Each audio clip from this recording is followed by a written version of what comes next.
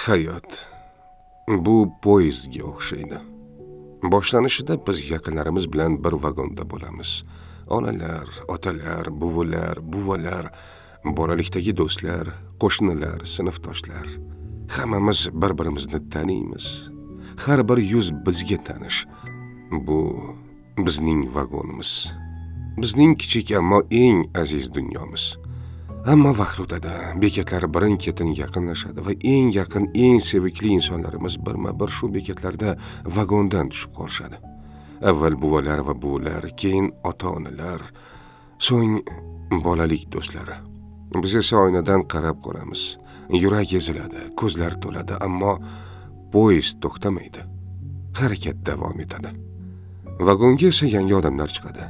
Notanish yuzlar, notanish ovozlar. Ba'zilar bilan tanishib qolamiz, ba'zilar bilan shunchaki yonma-yon yuramiz. Ular mehribon bo'lishi mumkin, yaxshi, quvnoq, qiziqarli, lekin ular bizning o'tmishimizdan emas. Ular bu hayot yo'lining boshqa sahifalaridan. Yo'l uzaygani sayin vagonda tanish yuzlar tobora kamayadi. Yolg'izlik yurakka asta-sekin kirib boradi.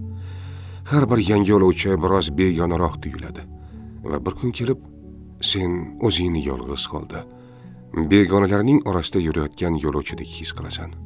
Yolg'iz, ammo yurishda davom etayotgan hayot poyezdida. Ammo bir taskin bor. Yo'lning oxirida eng so'nggi bekatda seni kutishadi. Yo'lni sen bilan birga boshlaganlar, seni chin yurakdan sevganlar. Ular seni qarshi oladi, bag'riga bosadi va sen yana o'zingni to'liq, to'kis, sevimli insondek his qilasan. Shuning uchun yo'l davomida har bir yangi yo'lovchiga mehr ko'rsat.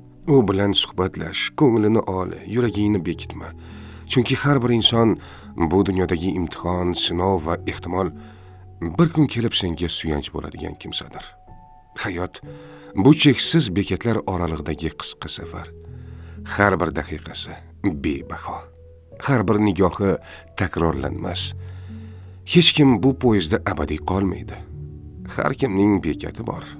Har kimning chiqish vaqti bor. Shuning uchun har bir daqiqani qadrlang. Mehrni ayamang, yaxshilikni kechiktirmang.